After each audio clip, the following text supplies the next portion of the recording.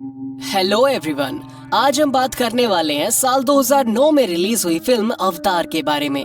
इस मूवी की शुरुआत में स्पेस की अंधेरी गहराइयों में स्पेसशिप को दिखाया जाता है। ये वक्त होता है 2154 का, जब धरती पर इंसान ने अर्थ के सारे रिसोर्सेज खत्म कर दिए हैं और अब इंसान जीवन जीने के लिए दूसरे ग्रह पर जा रहा है, जिसका नाम है पेंडोरा। स्पेसशिप के अंदर एक इंसान की नींद खुलती है जिसका नाम है जेक सली, जो कहता है कि हम पिछले 6 सालों से इस मिशन पर चले हैं, तब से हम सब के सब इस स्लीपिंग टाइम में सो रहे हैं। जेक बताता है वो इस प्रोजेक्ट का हिस्सा कभी नहीं था, जबकि उसका भाई इस प्रोजेक्ट का हिस्सा था, जिसको कुछ चंद पैसों के लिए एक चोर ने उसे गोली मारकर उसकी हत्या कर दी थी। मैं और मेरे भाई का डीएनए सेम था, इसलिए कंपनी ने मुझे चुन लिया, क्योंकि कंपनी ने मिशन के दौरान मेरे भाई पर हजारों करोड़ों का खर्चा किया था। मैं तो एक सैनिक था जिसके वॉर के दौरान दोनों पैर चले गए।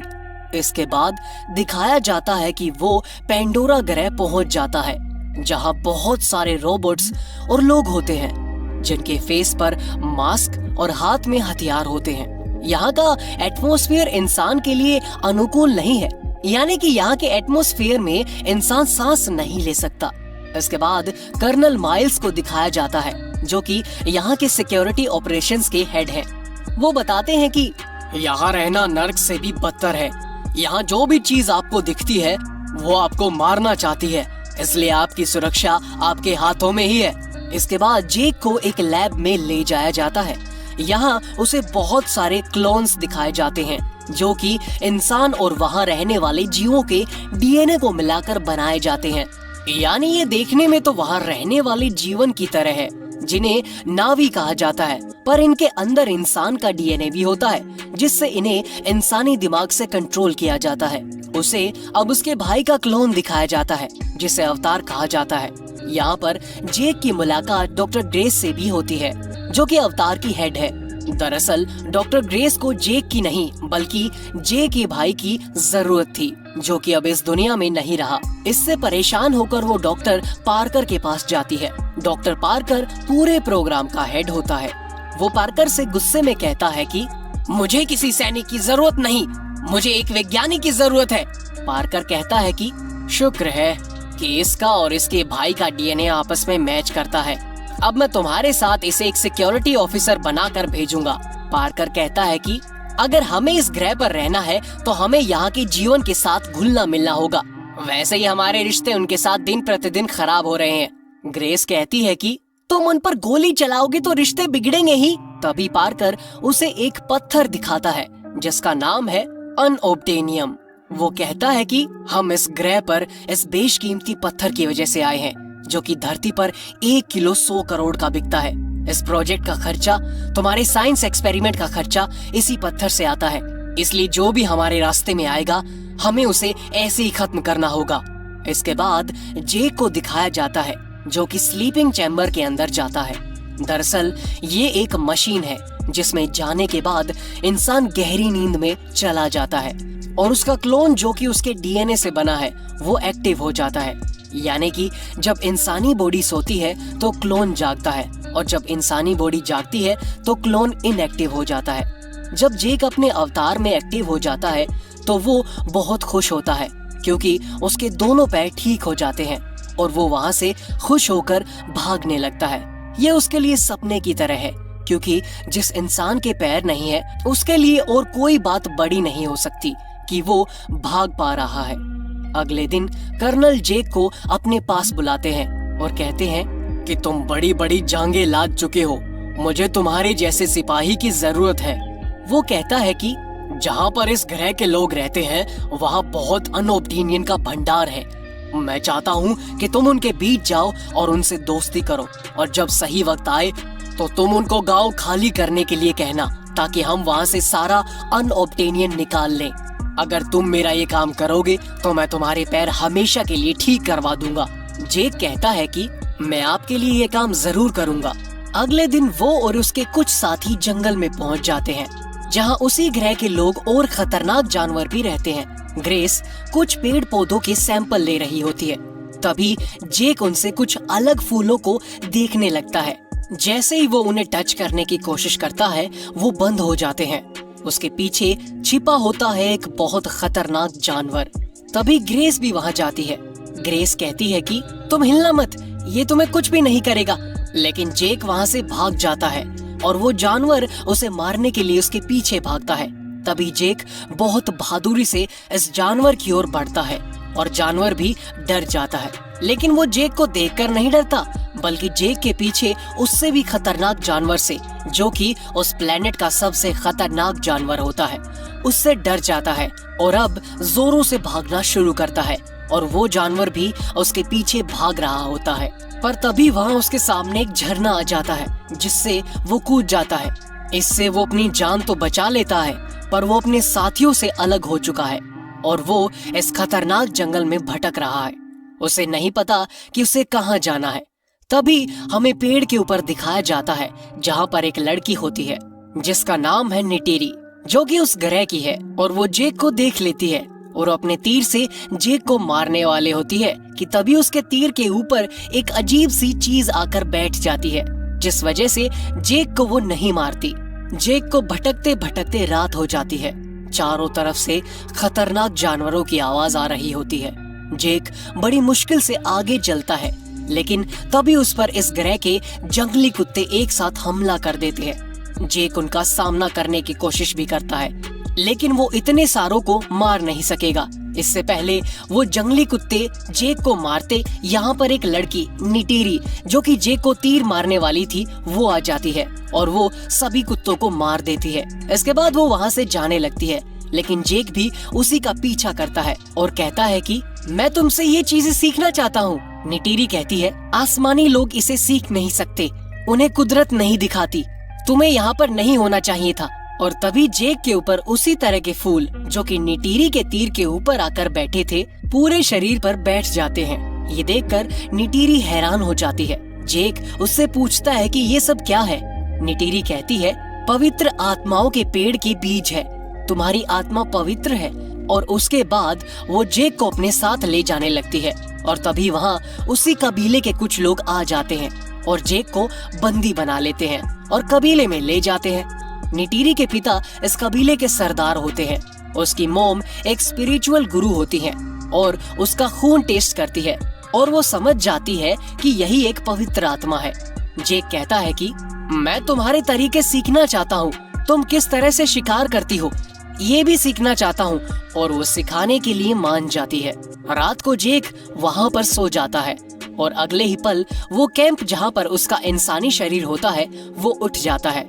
जैक को जिंदा देखकर सब बहुत हैरान होते हैं, क्योंकि सभी को अब तक यही लग रहा होता है कि जेक के अवतार वाले शरीर को मार दिया गया होगा।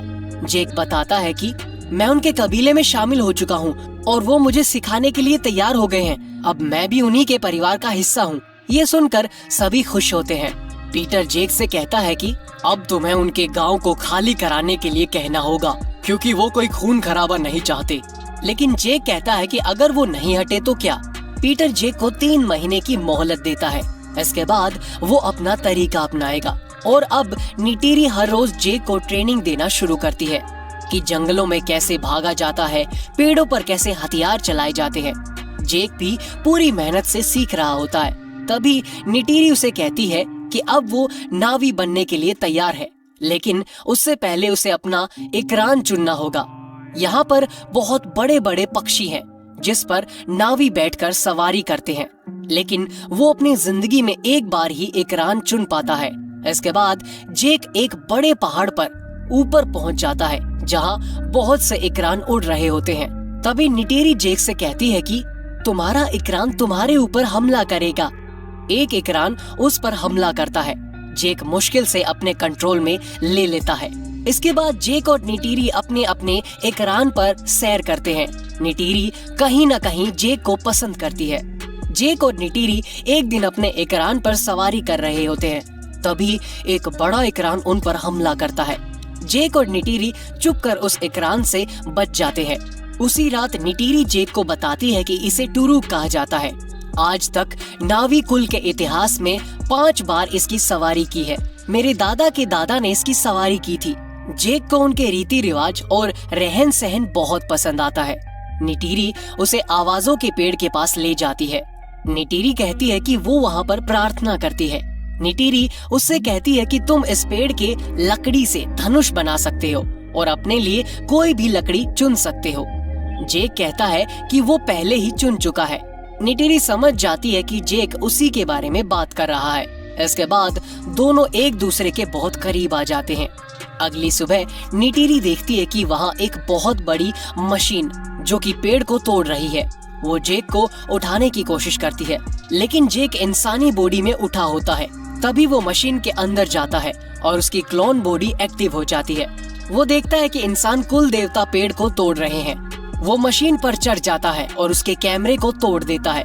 दरअसल 3 महीने पूरे हो चुके हैं और अब कर्नल और पीटर के आदमी इस जगह पर हमला करने वाले हैं। तभी कर्नल उस कैमरे में जेक को देख लेता है, जिसे उसे पत्थर मारकर तोड़ा था, और उसे बहुत गुस्सा आता है और वो उस जगह जाता है जहां इनके स्लीपिंग चैम्बर्स हैं। दरअसल ये स्लीपिंग चैम्बर्स बेस से दूर जंगल में होते हैं। कर्नल वहां ग्रेस और जेक का चैम्बर ऑफ कर देता है, जिससे वो क्लोन रूप में पूरी तरह से डेड हो जाता है। तभी इंसानी शरीर में ग्रेस उस जगह को बचाने की कोशिश करती है। तभी पीटर उन्हें 1 घंटे की और मोहलत देता है। तभी वो अवतार के रूप में जाकर कबीले वालों को कहता है, यहाँ पर बहुत जल्द इंसानी आर्मी आने वाली है जो कि तुम्हारे कबीले को पूरी तरह से तबाह कर देगी। इंसानों ने मुझे इसी वजह से यहाँ भेजा था। निटिरी को बहुत गुस्सा आता है और इसके बाद जेक और ग्रेस को भी बंदी बना लिया जाता है। कबीले का जो सरदार होता है वो इंसानों का सामना करने को कहता है। इसके बाद कर्नल अपनी आर्मी लेकर गांव की तरफ बढ़ता है।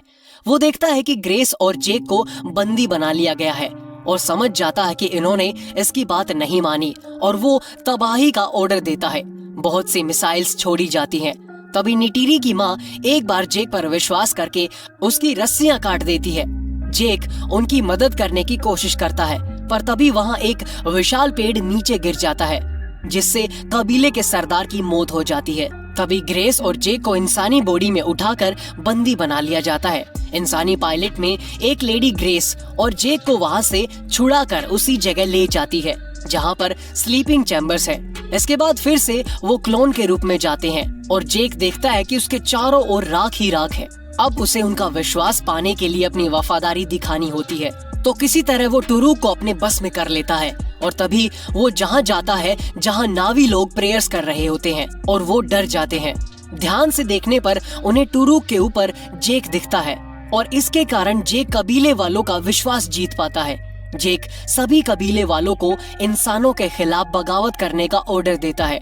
इसके बाद जेक प्लेनेट के और नावी लोगों को अपने साथ जोड़ लेता है। जेक उसी पेड़ पर वापस जाता है जहां नावी लोग प्रेयर्स कर रहे होते हैं और वो उस प्लेनेट की देवी ईवा से प्रार्थना करता है ताकि वो इंसानों का डट कर मुकाबला कर सके।